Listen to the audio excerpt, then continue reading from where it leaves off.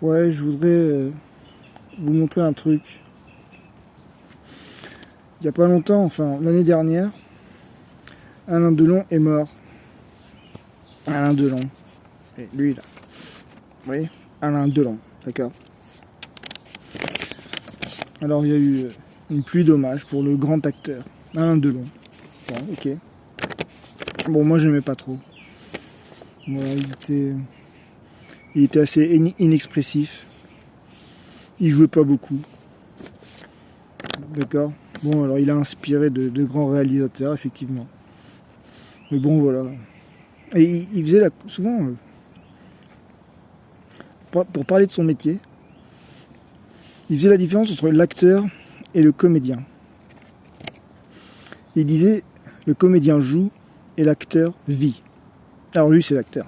Voilà, forcément. Il vit. Et le comédien, il joue. D'accord, ok. Bon, bah c'est vrai qu'Alain Delon, il jouait pas beaucoup. D'ailleurs, ouais, c'était un porte-manteau, d'accord.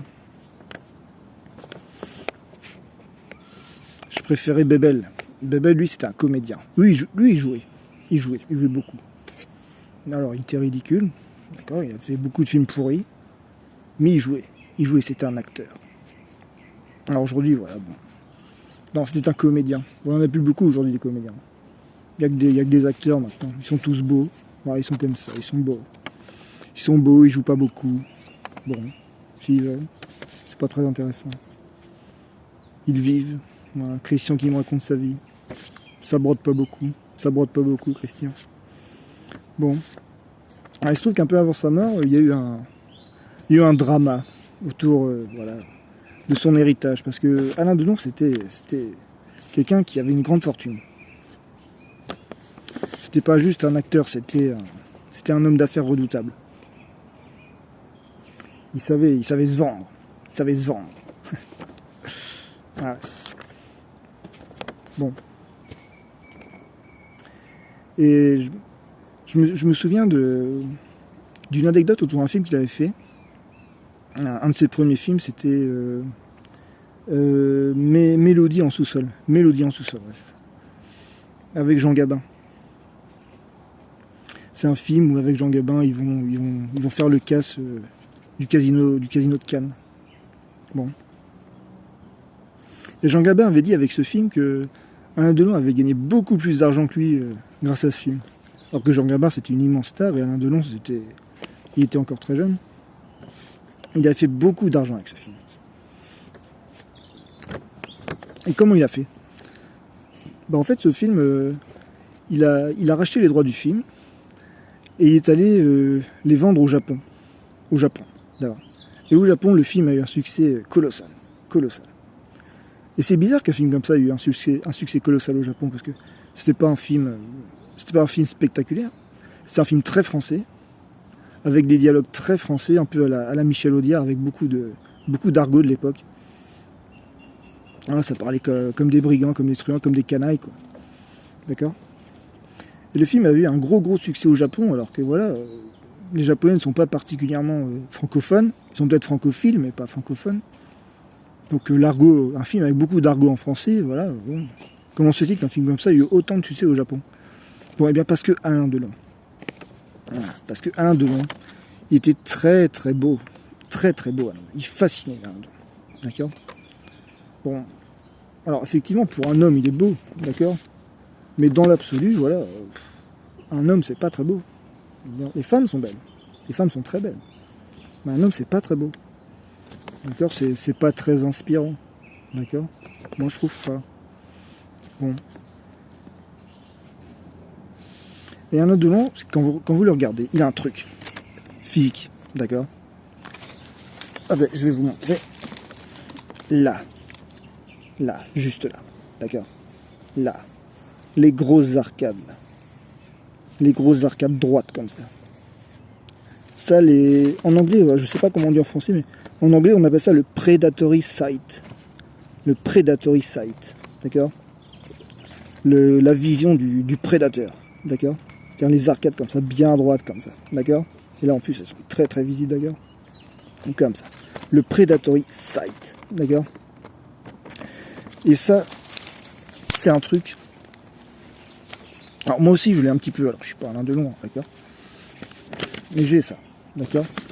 Les arcades droites là qui tombent comme ça. Et une fois il m'est arrivé un truc bizarre. Je croisais un groupe d'étudiants asiatiques, d'accord. C'était des Chinois. Et ils rigolaient. Alors, je ne comprenais pas pourquoi ils rigolaient. Alors, ils m'avaient abordé pour me demander un renseignement. Dans un anglais vraiment très approximatif. On avait beaucoup de mal à communiquer, d'ailleurs. Et en parlant, ils rigolaient. Ils rigolaient. Surtout les filles, elles rigolaient. Elles rigolaient beaucoup. Et je me demandais, mais qu'est-ce qu'ils ont? Et ils avaient un comportement bizarre, c'est-à-dire, ils me regardaient, ils se rapprochaient de mon visage pour me regarder bien droit dans les yeux. Droit dans les yeux. Et ils étaient fascinés par mes yeux. Je comprends pas pourquoi ils étaient fascinés par mes yeux, parce que je suis pas beau, d'accord. Mais j'ai aussi les arcades droites comme ça, d'accord. Alors pour moi, c'est pas un signe de beauté, d'accord. Mais c'est une forme de mise en scène du visage, en fait. Là, ça veut strictement rien dire, ça ne reflète aucun trait de caractère, d'accord. Mais il se trouve que chez beaucoup d'Asiatiques, c'est quelque chose de fascinant. Parce que les Asiatiques, ils n'ont pas vraiment ça, en fait. C'est très rare. Ils n'ont pas le predatory sight. Ils ont plutôt des sourcils qui sont plus courbés. Des arcades qui sont plus courbées, qui ne tombent pas vraiment droites comme ça. D'accord. Et vraiment, mais... je sais pas, si j'avais voulu, j'aurais pu avoir une petite copine. Hein. Alors je ne fais pas, car je ne drague pas, d'ailleurs. Car quand on est français, on ne drague pas, ça ne se fait pas, d'accord. Ça aussi, c'est un truc qu'on a un petit peu oublié. Bon.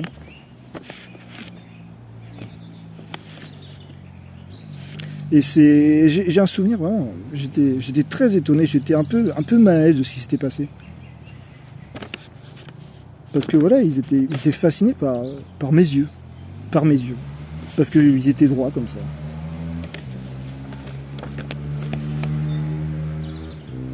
Et je me dis, voilà, ça se trouve, c'est pour ça qu'Alain Delon était si populaire au Japon, en fait. C'est vraiment, c'est juste ça, quoi. Les yeux, quoi. Il avait les arcades, mais bien droites comme ça, quoi. Le predatory sight. D'accord.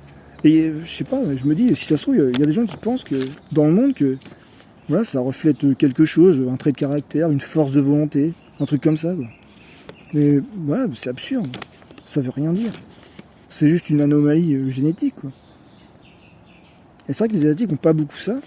Les Africains non plus. Alors souvent, voilà, l'Amérique du Sud non plus.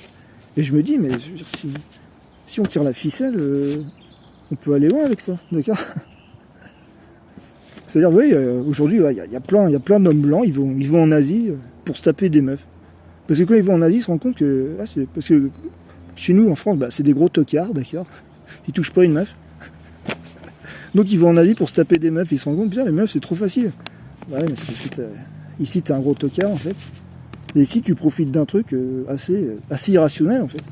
C'est-à-dire, t'as les arcades droites comme ça. C'est assez commun chez les blancs, en fait. C'est absurde, quoi. C'est vraiment un truc qu'il faut déconstruire. Il y a encore, mais ça existe encore. Il y a beaucoup de gens dans les pays qui ne sont pas blancs qui sont fascinés par ça, quoi. Par le predatory sight. D'accord. Et c'est un truc qui existe encore. Hein. D'accord, mais vous voyez encore des acteurs récents. Vous voyez, mais Tom Cruise, mais c'est pareil, mais il l'a, quoi. Il a le predatory sight. D'accord. C'est-à-dire les arcades, mais bien droites comme ça. Le regard volontaire. Comme si, voilà, sa volonté était plus forte que les autres. Et en plus, mais ça existe dans les mangas. C'est très présent dans les mangas. D'accord, vous regardez, mais Sangoku, c'est pareil. D'accord, le predatory sight. Alors, il y a beaucoup de gens qui pensent que les personnages de manga sont blancs. Bah voilà, Son Goku, il est pas blanc, il a pas d'ethnie en fait, parce que il vit dans un monde imaginaire. Donc voilà, en plus Son Goku, il y a plein de gamins qui sont pas blancs, qui adorent Son Goku. Ça veut rien dire. Mais voilà, si vous voulez, le predatory sight, c'est un truc, ça attire l'attention en fait. On a l'impression voilà, que ça reflète une volonté forte. Voilà, un homme qui est fort en fait. Mais ça veut rien dire en fait. Et si on veut tirer la ficelle, mais on peut aller plus loin, c'est-à-dire que, ouais, on parle beaucoup de colonisation. C'est bon, les souvenirs de la colonisation. Faire le travail de mémoire de la colonisation, ok. Mais comment ça se fait que les Blancs, mais ils ont victimisé tout le monde, en fait. Comment ça se fait? Je veux dire, les Blancs, ils n'étaient pas plus forts que les autres. Ils n'étaient pas plus technologiquement avancés que les autres. Pas particulièrement, franchement. Par rapport à l'Asie, mais l'Europe, c'était à peu près équivalent. Mais vraiment, comment ça se fait, en fait? Et si ça se trouve, en fait, les autres populations, elles avaient peur des Blancs. Elles avaient peur du predatory sight. Ils devaient se dire, voilà, ça c'est un truc qui existait, l'expression le dieu blanc. Ça c'est un truc qui existait en Afrique. Ils étaient persuadés, voilà, que comme le blanc avait des yeux comme ça, tombants, des arcades tombantes, leur volonté était forte. C'est vraiment, et en plus, mais si on veut tirer la ficelle, mais on peut aller plus loin, c'est-à-dire qu'aujourd'hui on vit dans une économie informationnelle, une économie d'attention, et notamment sur Internet, notamment sur YouTube. D'ailleurs, c'est encore un truc qui est très utilisé, notamment dans les miniatures de vidéos. C'est un visage avec un predatory sight pour attirer l'attention. Je sais pas, on pourrait voir ça comme un héritage du passé colonial, un truc qu'il faut déconstruire, quoi. C'est tellement facile de détourner l'attention des gens avec juste ça, quoi, des yeux qui tombent. Franchement, mais voilà. Et en plus, mais c'est un truc qui est très masculin. Alors c'est aussi présent un petit peu chez les femmes, mais c'est moins marqué. C'est très masculin. Du coup, je me dis, voilà, dans une économie d'attention sur Internet, mais les hommes blancs sont encore mais favorisés par une espèce de truc irrationnel, par une fascination pour le predatory sight.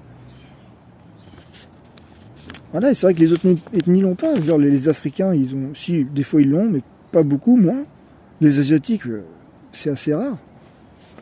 Et ça leur donne un l'air plus sympathique, en fait. Alors ça veut rien dire, évidemment. Le physique ne veut strictement rien dire.